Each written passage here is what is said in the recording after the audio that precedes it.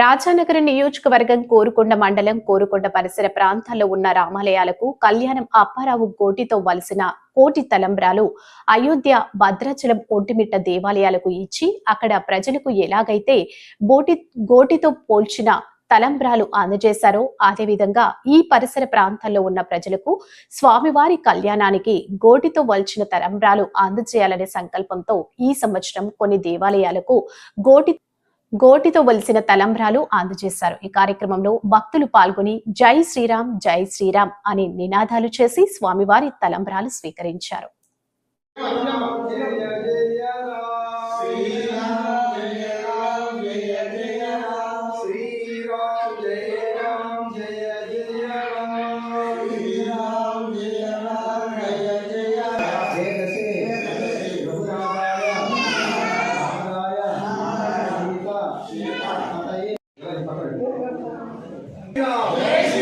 जय श्री राम जय श्री राम जय श्री राम जय श्री राम जय श्री राम अगर श्री राम राम रामेति रमे रामे मनोरमे सहस्रनाम तुल्यं राम नाम वरानने रामाय रामभद्राय वेदसे रघुनाथाय नाथाय सीतात्मजाय धीमहि तन्नो राम प्रचोदयात्।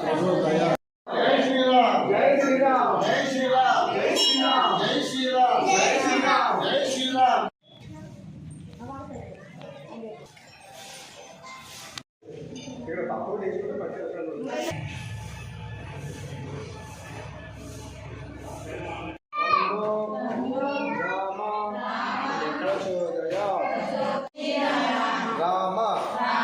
रामेति सहस्रनाम तत्तुल्यं रामनाम रघुनाथ ओम दशरथात्मजाय विद्महे जानकी वल्लभाय धीमहि तन्नो राम। श्री राम रामेति राम राम नाम वरानने रामचंद्राय सीता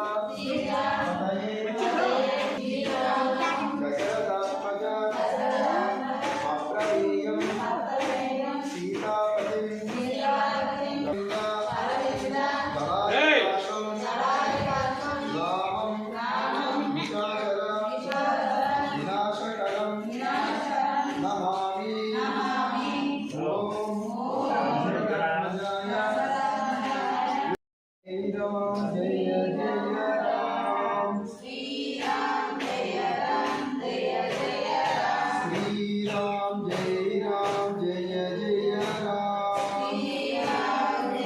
राम जय राम जय जय राम।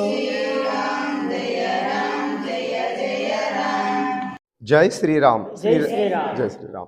శ్రీరామ తత్వాన్ని ప్రచారం చేయడంలో భాగంగా 14వ కోటి తలంబ్రాల జ్ఞాన యజ్ఞాన్ని ప్రారంభించి తొలుత విత్తనాలు భద్రాచల శ్రీరాముడి సన్నిధానంలో పూజ చేసి ఆ విత్తనాలను తీసుకుని వచ్చి గోకార మండలం అచ్యుతామ గ్రామం సర్వే నెంబర్ 1622లో ప్రత్యేకించి పండించి ఆ పండినటువంటి 800 కేజీల ధాన్యాన్ని 5 రాష్ట్రాలు 5,000 మందికి ఇచ్చి గోటితో వలిపించి ఆ వలిచినటువంటి రామనామ జప తలంబ్రాలను మొన్న 2వ తారీఖు భద్రాచల సీతారామచంద్రుడికి సమర్పించాం 14సారి, 7వసారి ఒంటిమిట్ట, 3వసారి అయోధ్యకి ఇస్తూ ఆ తలంబ్రాలను స్థానిక రామాలయాలకు కూడా ఇచ్చి రామనామ చైతన్యాన్ని తీసుకురావాలి, ఈ క్రతువు అన్ని గ్రామాల్లో ప్రారంభించాలని చెప్పి స్థానిక రామాలయాలకు కూడా ఈ రామనామ జప గోటితో వచ్చిన తలంబ్రాలు సరఫరా చేస్తూ కోరుకొండ చుట్టుపక్కల గ్రామాల్లో ఉన్న రామాలయాలకు అన్నిటికీ, జిల్లాలో ఉన్నటువంటి రామాలయాలు అన్నిటికీ కూడా ఈ గోటి రామనామ జప తలంబ్రాలు సమర్పిస్తున్నాం. స్థానికంగా భక్తుల్లో కూడా గోటి తలంబ్రాలు చైతన్యం వచ్చి వాళ్ళ రామతత్వానికి దగ్గర అవ్వాలనేటువంటి సద్భావంతో ఈ కార్యక్రమం ప్రారంభించాం. జై శ్రీరామ్.